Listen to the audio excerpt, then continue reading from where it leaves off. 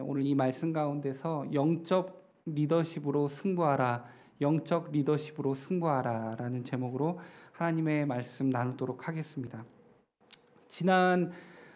지지난주죠. 제가 말씀을 이제 영적 전쟁 승리 매뉴얼이라는 주제로 해서 사단의 악한 공격은 분명 이 세상에 존재하는데 그 악한 공격으로부터 우리 자신을 보호하기 위해서 어떻게 해야 할까? 그래서 하나님의 전신갑주를 취해야 한다라고 해서 이제 6가지의 전신갑주를 우리가 주제를 두고 설교를 했었어요. 그리고 이제 새롭게 설교 시리즈를 생각하다가 여러분들 큐티 하고 있잖아요. 그런데 그 큐티 본문 가운데서 한 구절을 이렇게 선택해서 이렇게 하나님의 말씀을 전하면 여러분들도 말씀에 대한 이해가 더 있을 것이고 또 큐티를 하는 데 있어서 더 도움이 될 것이다 생각을 해서 이번 주부터는 그 한 주간의 큐티 본문 가운데서 한 본문을 선택해서 여러분들과 하나님의 말씀을 나눌 수 있도록 하겠습니다. 제가 큐티 본문을 좀 보니까요, 6월까지는 사무엘 상이더라고요. 그래서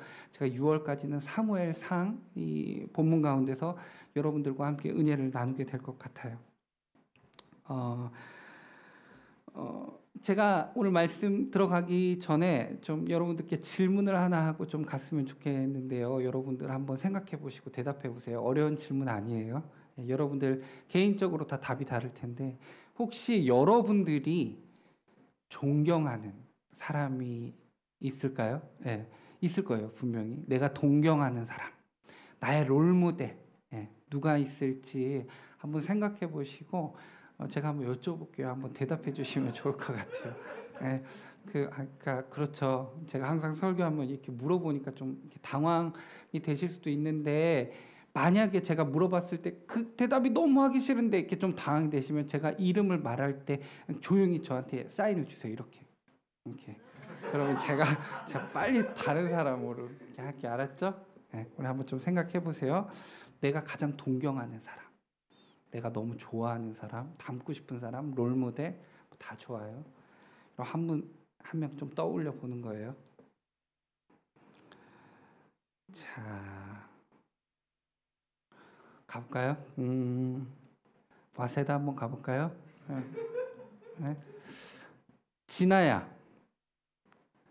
진아의 롤모델이 있니?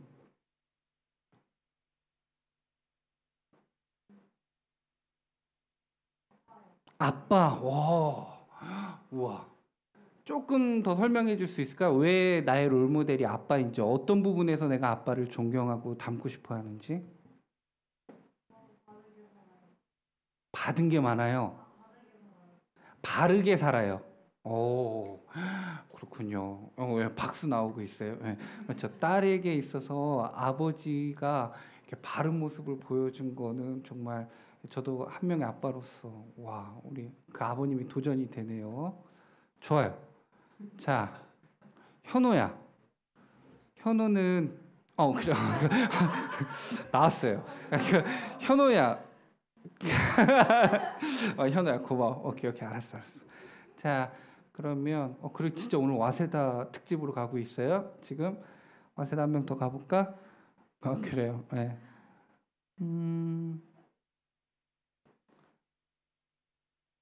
그래요. 세은아, 너의 롤모델은 누구예요?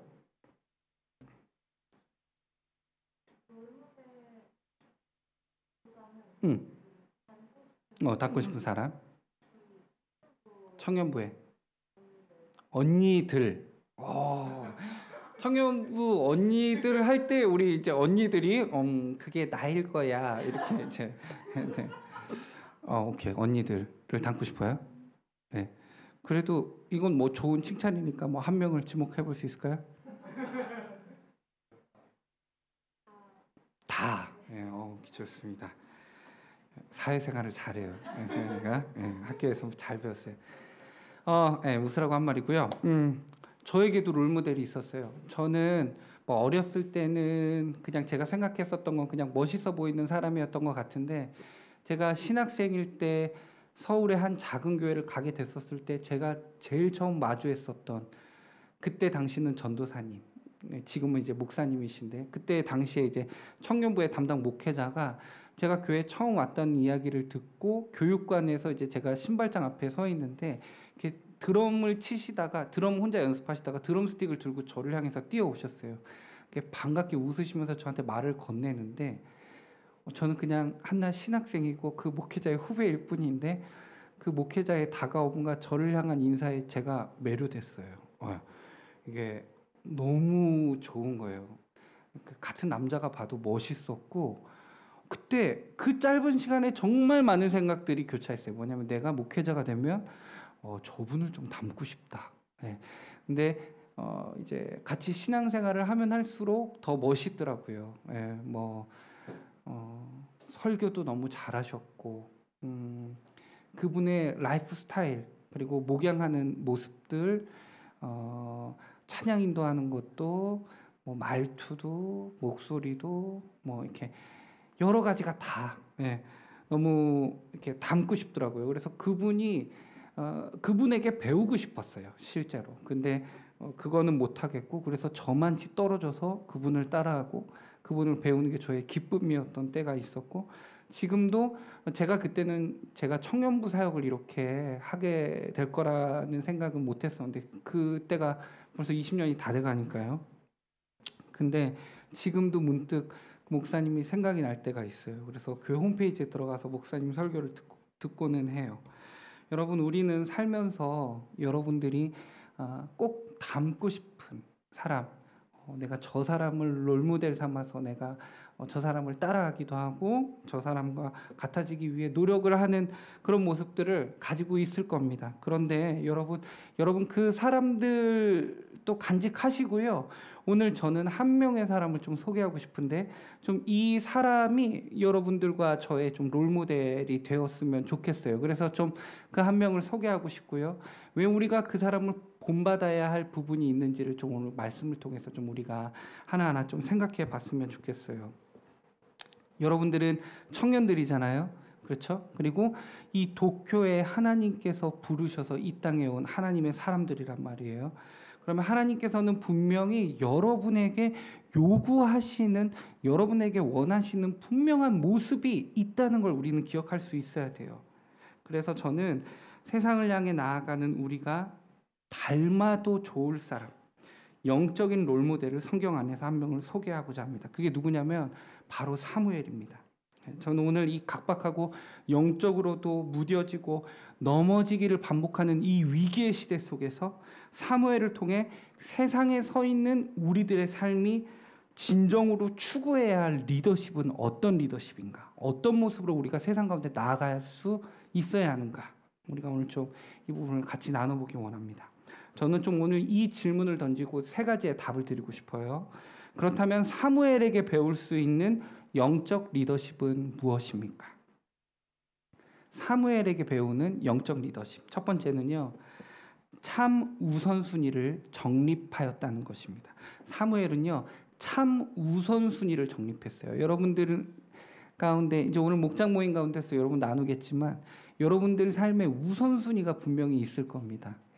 듣고 싶지만 지금 시간이 많이 지날 것 같아서 사무엘에게도 분명한 우선순위가 있었다는 거예요. 자, 오늘 말씀을 좀 보기 원하는데요. 우리가 오늘 읽은 본문 7장 전에는 어떤 배경이 있냐면 이스라엘 백성들이 블레셋의 잦은 침략으로부터 무참히 패배를 당하게 됩니다. 그래서 하나님의 임재를 상징하는 언약궤까지, 하나님의 궤까지 블레셋에게 빼앗겨요. 근데 블레셋이 그 하나님의 궤를 아주 쉽게 생각해서 본인들이 믿는 다곤 신상 앞에다가 두고 옆에다가 둔 거예요. 이스라엘의 신이 우리의 신 밑에 있다 한 건데 어떻게 해야 돼요? 그 신상들이 넘어지고 부셔지고 또 하나님의 궤, 하나님을 우습게 생각했었던 그 블레셋 사람들에게 엄청난 전염병이 돌아서 결국에는 블레셋 사람들이 하나님의 궤를 이스라엘에 다시 돌려보내게 되는 일들이 사무엘상 7장 이전의 내용들로 나옵니다. 자, 사실 이 사무엘상이 이 성경에서 사무엘이라는 사람은 별로 등장하지 않았었어요. 7장까지는.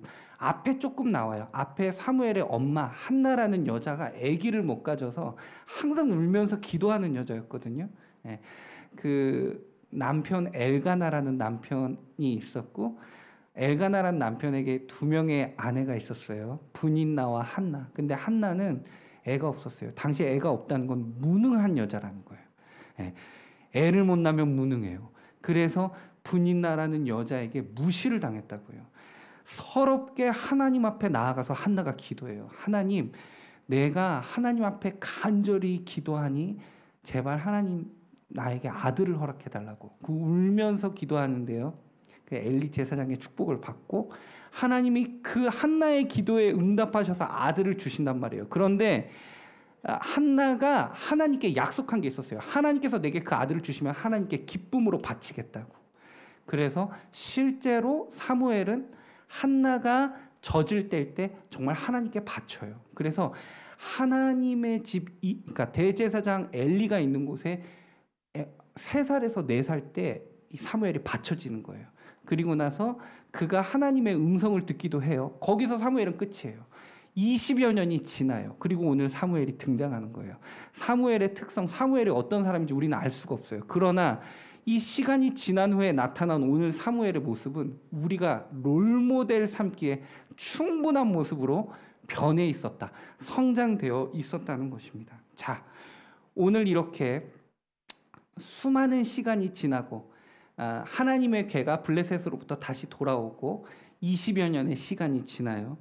자, 그런데 7장 2절, 우리가 오늘 3절부터 봤지만 2절에 어떤 내용이 나오냐면 이스라엘 온 족속이 여호와를 사모하니라 이렇게 나와요. 자, 사모하니라, 이 사모하니라의 말의 뜻은 슬피 울부짖다, 마음을 돌리다라는 뜻을 지니고 있어요. 그래서 이스라엘 백성이 하나님의 뜻을 사모했다는 말은 자기들을 괴롭히고 또 힘들게 하는 블레셋의 위협으로부터 하나님 좀 도와주세요라고 간절히 부르짖는 거예요.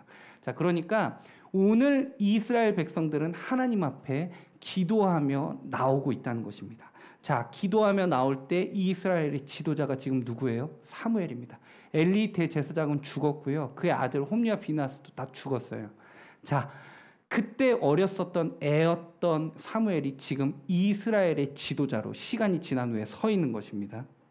자, 사무엘 선지자는 이스라엘 백성들이 슬피 울며 하나님을 사모하는 그 모습을 보고 무엇이 문제인지, 무엇이 지금 어떤 게 문제인지를 정확하게 파악을 해요. 영적인 눈이 뜨여져 있었다는 겁니다. 자, 3절을 한번 읽어볼게요. 우리가 오늘 읽은 본문인데 3절인데 우리 한번 같이 읽죠. 시작. 사무엘이 이스라엘 온 족속에게 말하여 이르되 만일 너희가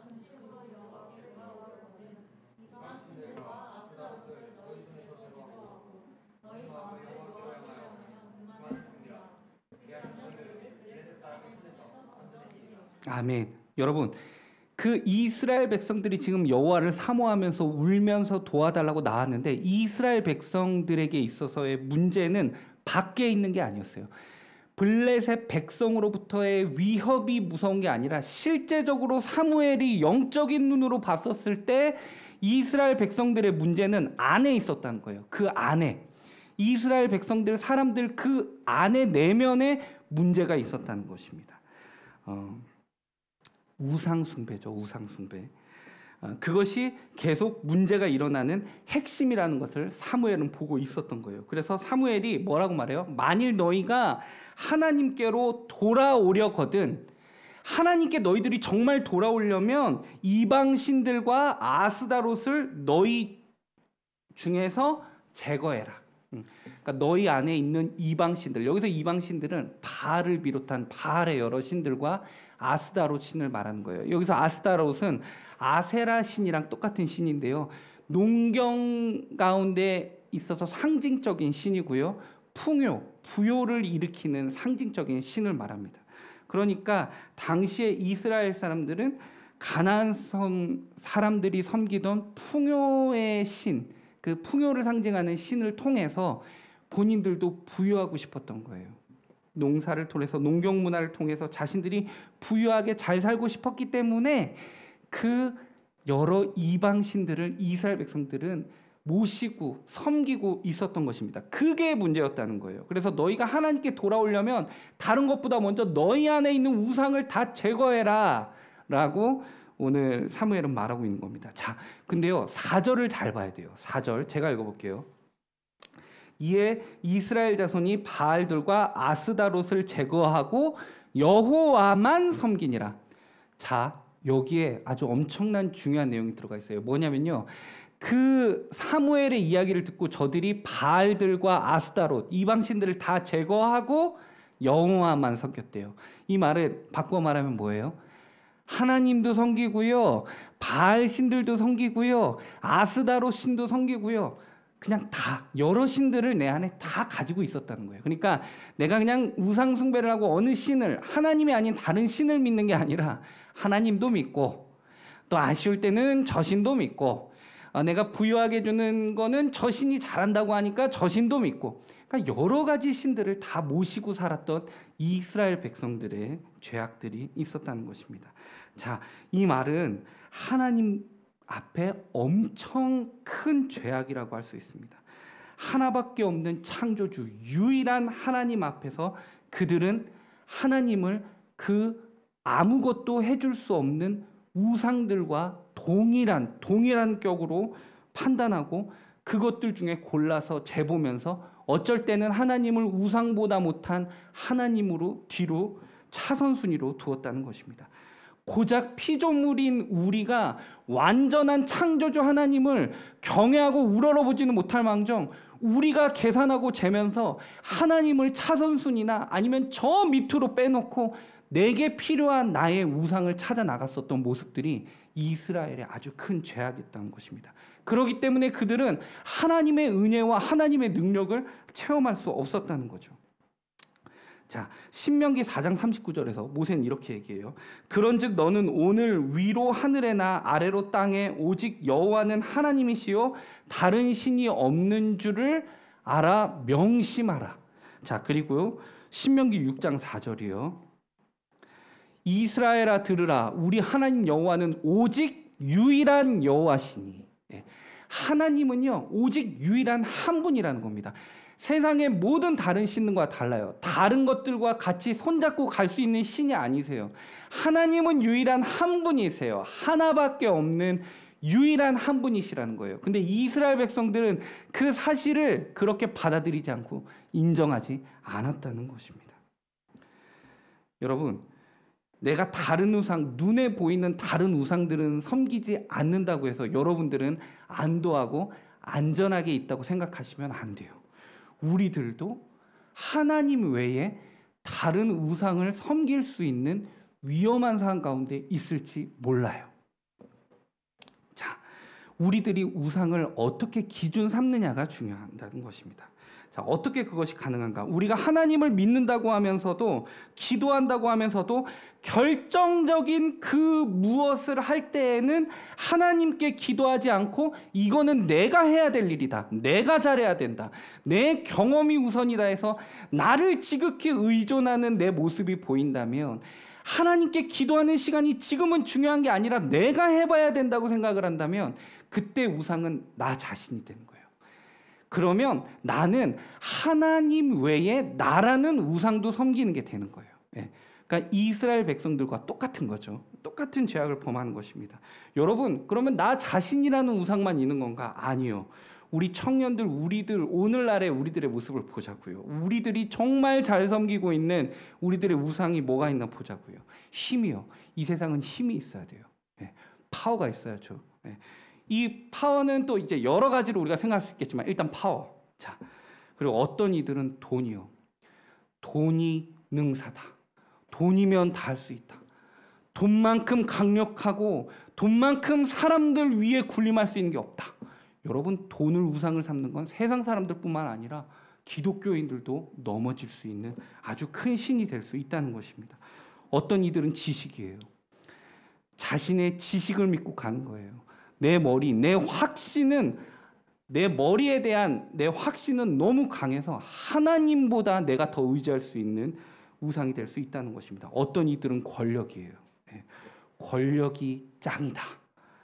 이 사회생활하는 데 있어서 권력의 힘을 맛보기 위해서 내 힘을 키워야 되겠다. 여러분, 우리들은 이러한 우상들을 섬길 수 있는, 하나님을 믿는다고 하지만 우리 안에 이런 것들을 우리 안에 같이 섬길 수 있다는 것입니다. 이것 중에 한 가지를 섬기는 사람도 있겠지만 두세 가지를 섬기는 이들도 있어요.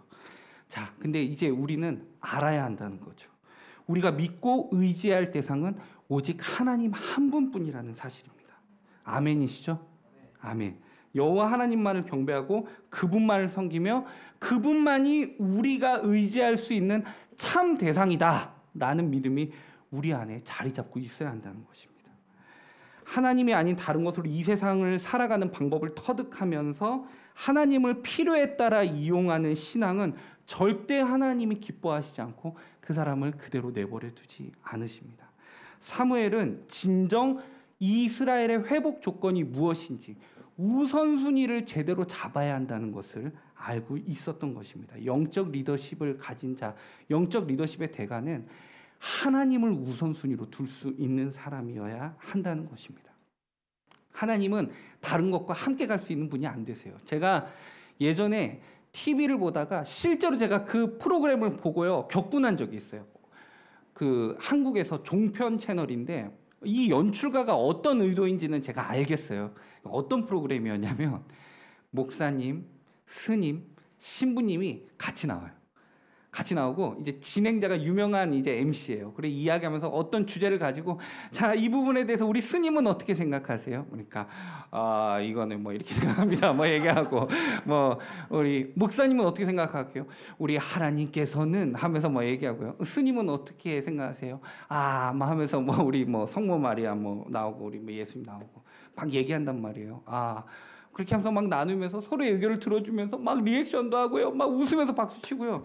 근데 그 목사님 거기서 뭐 하고 있는 건지 모르겠어요. 뭐 하는 건가?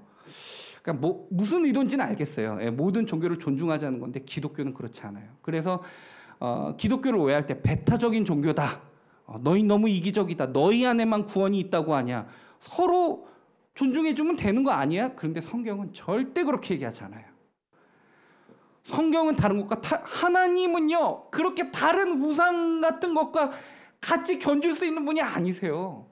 하나님은 우리가 함부로 하나님의 일을 말할 수 없을 정도로 우리가 경외할 수밖에 없는 높으신 우리 인간을 창조하시고 세상 만물을 창조하신 분이시고요. 우리는 거기에 피조물에 불과해요. 우리가 계산해서 하나님을 이용하고 쓰고 하나님이 이번엔 뒤로 빠져 계세요. 이번엔 너가 일로 와.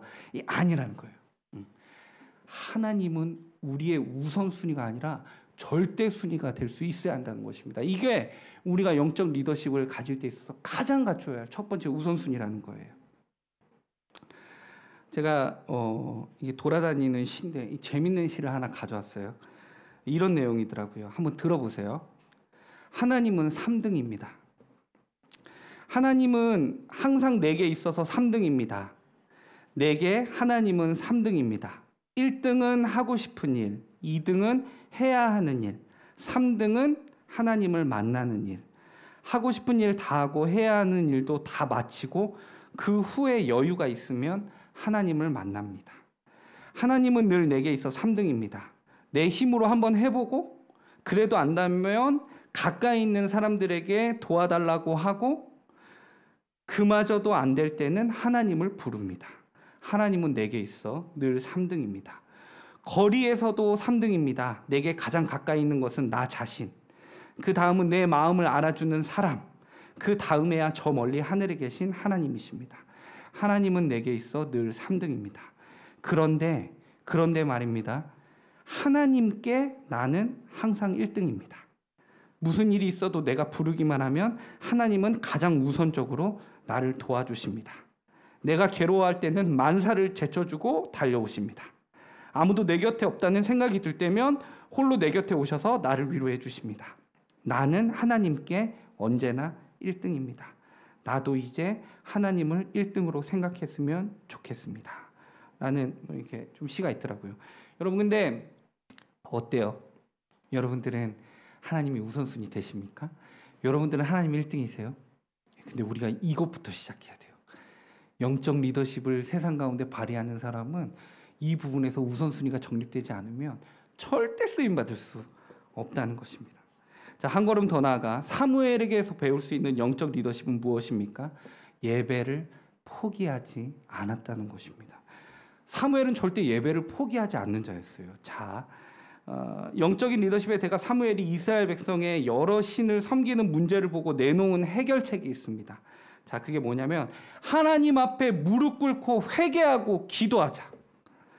여러분, 사무엘은 그것만큼 확실한 해결책이 없다는 것을 알았습니다. 자, 하나님이 우선순위로 정립되지 않고 여러 신들과 함께 섬긴다는 이스라엘 백성들의 그 죄악된 모습을 영적인 눈으로 사무엘이 간파했었을 때 사무엘이 내놓은 해결책이 뭐냐면 예배하자였습니다. 하나님 앞에 무릎 꿇자, 회개하자, 돌아가자. 그래서 사무엘은 이스라엘 백성 전체를 미스바라는 지역으로 모이게 합니다.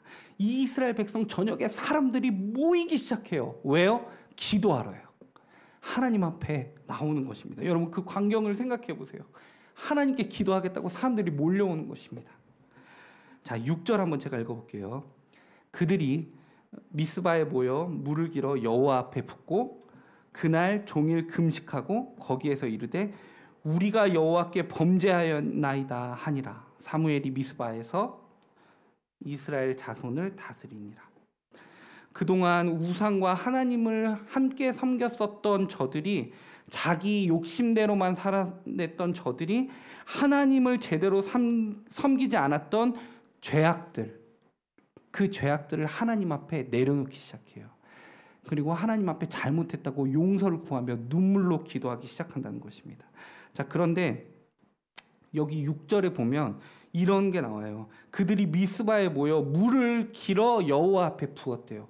자, 이게 무슨 의식인가? 이게 성경에서도 그렇고 제가 주석을 좀 찾아봤어요. 신학자들이 어떻게 푸는지. 근데 신학자들의 썰도 너무 다양하더라고요. 이 물을 길어서 하나님 앞에 물을 부었다는 게 이게 어떤 의미인가? 근데 좀 상징적인 의미를 가지고 있는데 많은 신학자들이 되게 말하는 것 중에 물을 길어서 하나님 앞에 부었다는 게 뭐냐면 하나님 앞에 내 모든 걸 다 내려놓았다는 의미예요.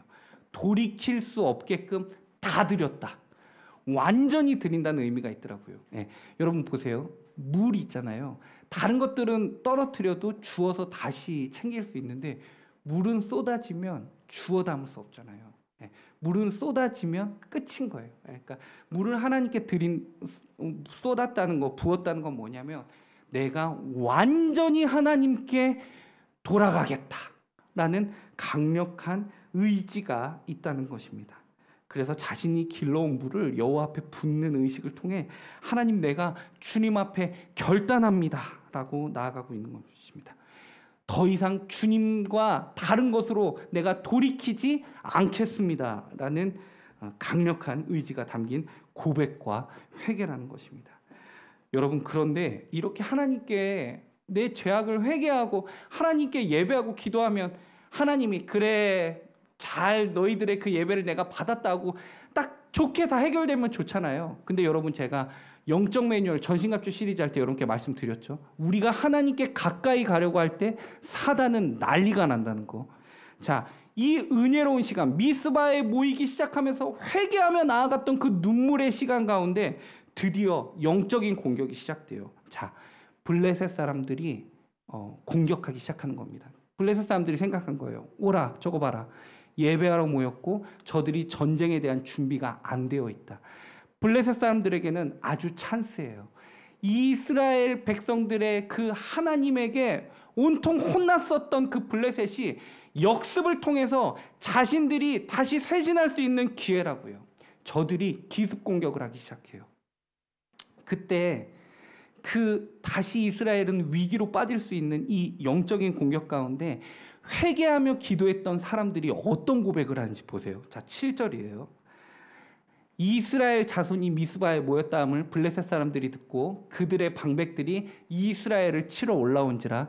이스라엘 자손들이 듣고 블레셋 사람들을 두려워해요. 두려워하는 건 당연한 거죠. 그렇죠? 무방비인데. 자, 8절이요.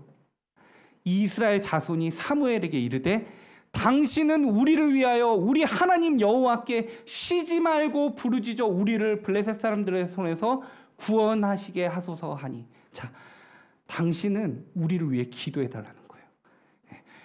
우리가 이렇게 됐는데 우리가 하나님 앞에 구원하게 해달라고, 이스라엘 백성들이 블레셋으로부터 하나님의 구원을 맛보게 해달라고 사무엘 당신은 우리를 위해 기도해 달라는 거예요. 회개하고 눈물로 기도하는 자들에게서 나오는 이 고백이에요.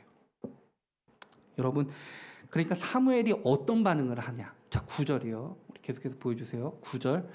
사무엘이 젖먹는 어린 양 하나를 가져다가 온전한 번제를 여호와께 드리고 이스라엘을 위하여 여호와께 부르짖음에 여호와께서 응답하셨더라. 자, 블레셋 사람들이 이스라엘에 모인 그 저녁에 이스라엘 많은 백성들을 다 죽이겠다고 오고 있는데 사무엘이 하고 있는 행동이 보이세요?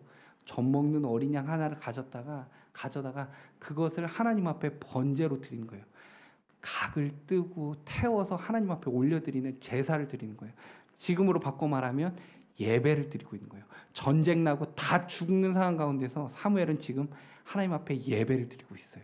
자, 그때 하나님께서 그 사무엘의 기도에 응답하시는 것입니다.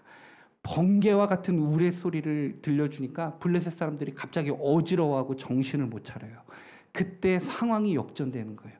이스라엘 사람들이 블레셋 사람들을 쫓아가 죽이기 시작하는 겁니다. 그 전쟁의 승리는 이스라엘에게 오게 되는 것입니다. 여러분, 우리가 기도하고 예배해야 할 때는 어떤 순간, 어떤 이유가 있어서 하는 것이 아닙니다. 그 모든 상황이 하나님께 예배해야 할 이유가 되는 것입니다. 여러분, 빌 하이벨스 목사님의 유명한 저서 중에 이 책이 있어요.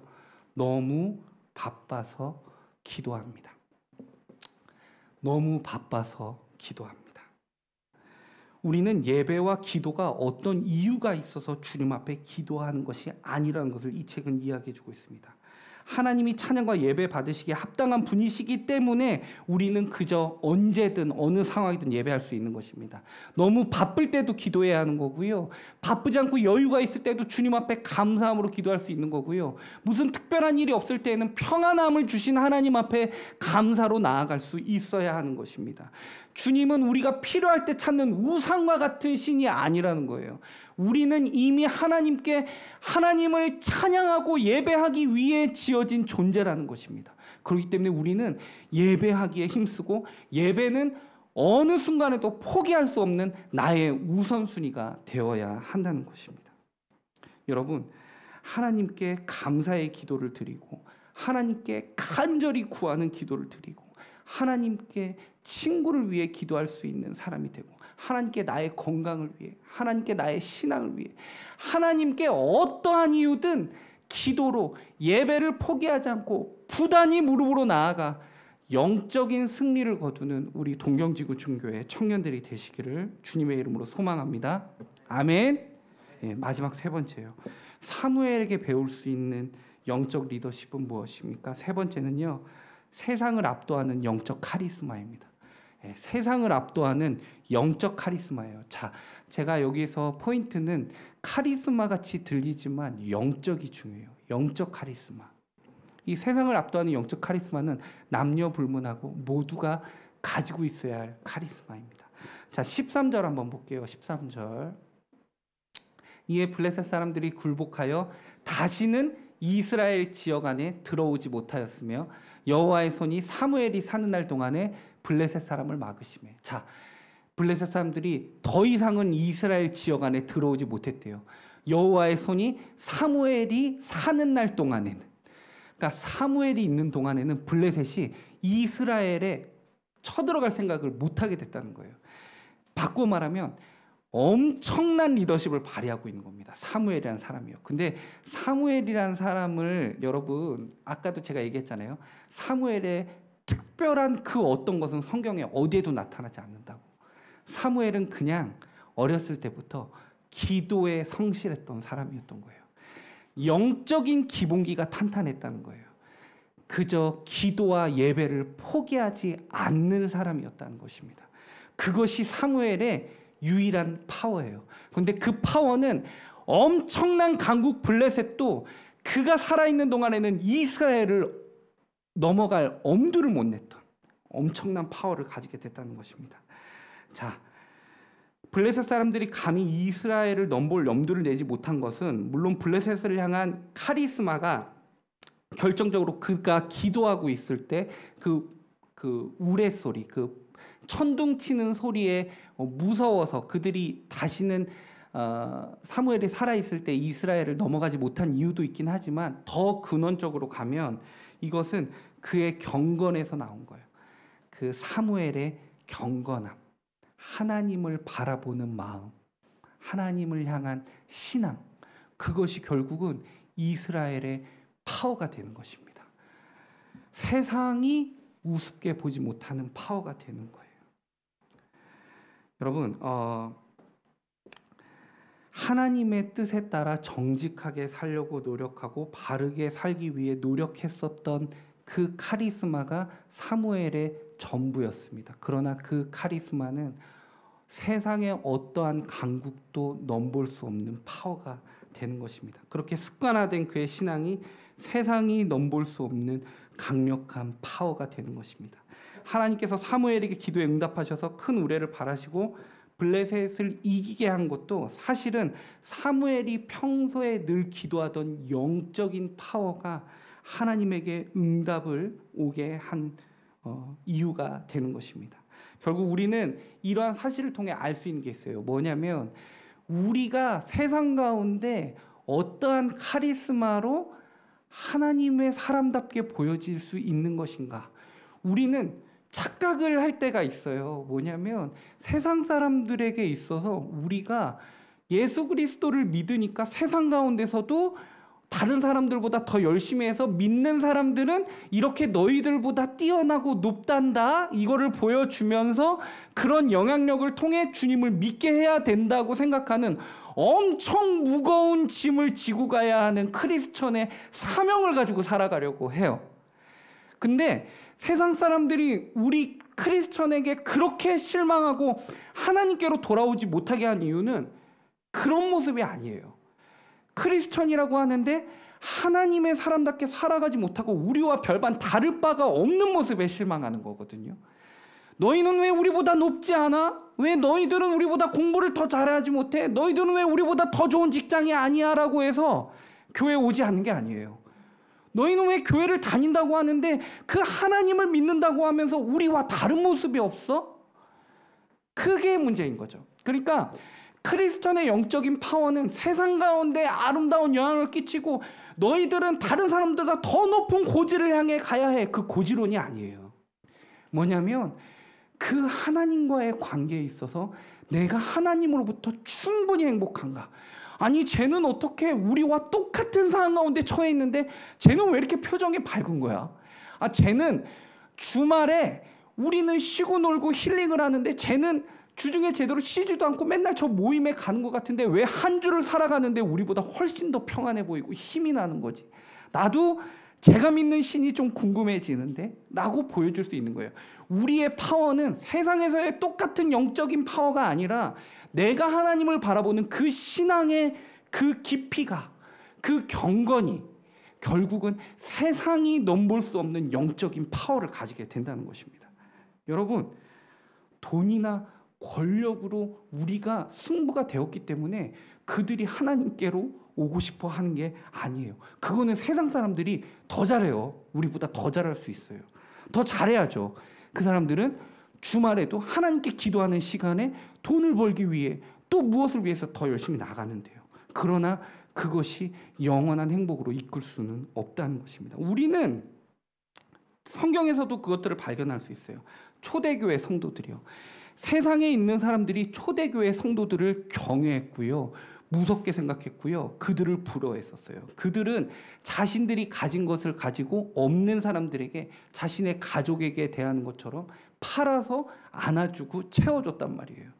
그들은 가족과 같이 살았고요. 모이기에 힘썼고요. 떡을 같이 떼고 교제하고 말씀을 배우는 것을 즐겨했단 말이에요. 근데 그 초대교회의 영적인 파워가 얼마나 강력했냐면 안 믿는 자들이 늘어나기 시작한단 말이에요. 안 믿는 자들이 그 모임을 사모해서 들어가기 위해 노력하게 했다고요. 그들이 돈이나 권력이 있었습니까? 힘이 있었습니까? 세상에서 높은 자리를 차지하고 있었습니까? 아니요. 그들은 그냥 하나님 안에서 즐거워하고 하나님을 사랑하고 하나님 안에서 서로 중보하고 그게 전부였어요. 그게 초대교회의 파워였어요. 그게 세상이 감당할 수 없는 영적인 파워가 되는 것입니다. 여러분, 능력이 있고 멋있는 사람이 있어요. 물론 능력 있고 멋있는 사람을 제가 나쁘다고 하는 게 아니에요. 그것도 얼마나 귀합니까? 그것도 하나님이 주신 은사죠. 그것을 통해서 하나님의 영광을 돌릴 수 있다면 금상첨화예요. 더 좋죠. 그런데 그렇게 해야만 한다는 부담을 가지고 살아가지 마십시오. 그건 하나님을 오해하는 것입니다. 여러분, 이렇게 제가 표현해서 죄송한데요. 지금은 상황이 너무 힘들어져서 노숙자의 삶을 살아가고 있는 분이 있다 할지라도 그분이 하나님과 함께 하시면 그분의 삶은 우리가 판단할 수 없는 삶으로 살아갈 수 있는 거예요. 하나님이 함께 하시면 그 사람의 영적인 파워는 우리가 함부로 왈가왈부할 수 있는 부분이 안 돼요. 못 돼요. 하나님이 함께 하시면 그 삶을 통해서도 하나님은 영광 받으시고 기뻐하시고 하나님은 천국에서 기뻐하시는 겁니다. 그걸 들으시는 겁니다. 우리가 생각하는 세상의 기준을 가지고 하나님 앞에 갖다 대지 마세요. 이 일본 땅에 와서 이 유학에 온 것을 통해서 여러분들이 이렇게 열심히 해서 이렇게 살아가야 합니다. 아니에요. 모르겠어요. 저는 여러분들께 그렇게 말하지 않아요. 그렇게 안 할게요. 여러분들이 하나님 앞에 똑바로 서 계세요. 그 하나님 붙잡으세요. 세상에 그 어떤 분과 하나님은 달라요. 하나님은 영적인 아버지세요. 여러분을 너무 사랑하세요. 여러분을 위해서 무엇이든 하실 수 있는 분이세요. 여러분이 하나님을 3등으로 생각할지 몰라도 하나님에게 여러분은 1등이에요. 만사를 제쳐놓고 여러분에게 갈 거예요. 여러분을 너무 사랑하세요. 어느 정도로 사랑하냐면 자신의 아들을 여러분들을 위해 주고 죽이면서까지 여러분을 사랑하세요. 그게 우리 하나님 아빠예요. 그 하나님 아빠가 나와 함께 하신다는 믿음으로 가면 끝나는 거예요. 그게 영적 파워예요. 세상은 그 영적 파워를 감당할 수 없어요. 우리가 그 기본적인 것에 서 있지 못하니까 우리 기독교가 세상이 걱정하는 기독교가 된 거예요. 여러분, 하나님 앞에 섭시다. 아주 기본적인 거예요. 그거는 일본에 와 있기 때문에 뭐 어디 아무 데나 상관없어요. 다리 밑에서도 상관없어요. 전철 안에서도 상관없어요.